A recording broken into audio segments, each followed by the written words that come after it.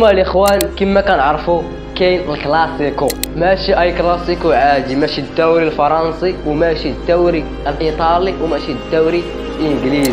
هيا الاخوان الدوري الاسباني ما بين برشلونه وريال مدريد. هاد جوج فراقي ماشي عاديين وخطيرين بزاف، وعندنا معاهم واحد الذكرى في 2011 و2012 اللي كانوا عندهم لعابه زوينين بزاف، وكانت الفرجه ضروري تكون في التيران. انا الاخوان ما برصاوي ما ريالي، ما غادي نجي لهذا وما غاديش نجي ضد هذا، كيف نوصل واحد الميساج زوين وبغيت ندخل الدين في هذا الشيء هذا. هيا الاخوان الدين واللي تعجب يكمل الفيديو حتى الاخر. الكوكب هذا ديالنا كاينين دوريات بزاف ديال كرة القدم، وكنهضروا على كرة القدم اللي كنتفرجوا فيها حنايا، وكاينين دوريات بزاف كما قلت، كاين الدوري الفرنسي والدوري الايطالي والدوري الاسباني والدوري البلجيكي، المهم كاينين دوريات بزاف، وكينوضوا او كتنوض الفيفا وكتدير مسابقات على الماتشات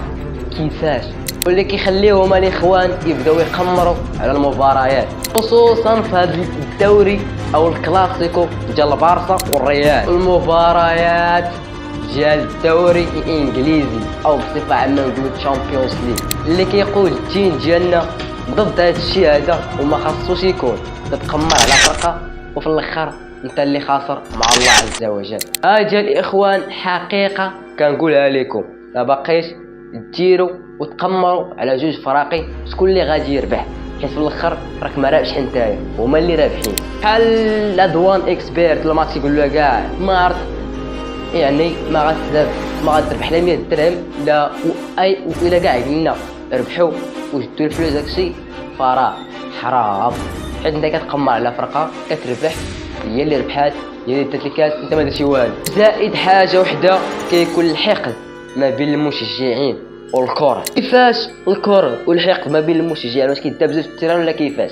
ما كنهضرش على الاخوان هذوك اللي كيشجعوا في التيران، راني جايكم دابا. مثلا انا ريالي ولا بارساوي وصاحبي حتى هو بارساوي، انا بارساوي هو ريالي مثلا، ودخلنا نتفرجوا مثلا وفرقتي ربحات وهو خسران، اش بينوضوا؟ راكم عارفين الاخوان طالعه بدا طلع عليه وهذاك ما غاديش يرضى وغتنوض مشابكه ومدابزه، وراك عارفين فين غادي يوصلوا. البارسا برشلونه وريال مدريد هما عندهم واحد التاريخ طويل بزاف، وعندنا معاهم واحد القصه اللي زوينه، عندنا معاهم واحد القصه ديال الحب، هي كنتبعوهم من امتى، واغلبيه فين كنلقى بارساوي وريالي خاصه وخصوصا الريال مدريد، واللي ديما الاخوان تما كيكون شي كلاسيكو ما بين هاد الجوج هذا البارسا والريال ضروري ما كينوض العالم كامل كيتفرج في هاد المباراه هادي. هيا الاخوان كما سمعتوا العالم كيوقف 90 دقيقه على قبل هاد المباراه هادي، خصوصا فاش كانوا الاساطير بلا ما نرجعكم ل 2012 2013 لقدام 2017 الى اخره.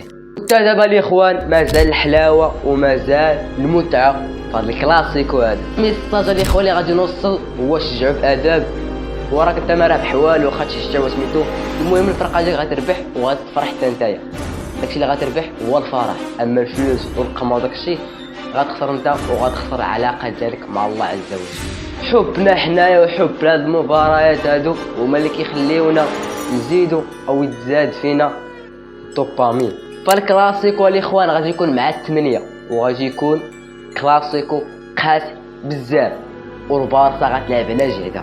هيا الاخوان بعد ما تلقات الخساره في الشامبيونز ليغ ضد باريس سان جيرمان، هيا الاخوان بعد ما تلقات الخساره ضد باريس سان جيرمان الشامبيونز ليغ 4-1، وفي الذهاب 3-2، وكذلك الريال مدريد في بلادها تعادلات وبصعوبه باش ربحات في الاتحاد، اللي غادي يخلي البارسا والريال تلعب وتقدم واحد المباراه مع 8 اللي خرافيه.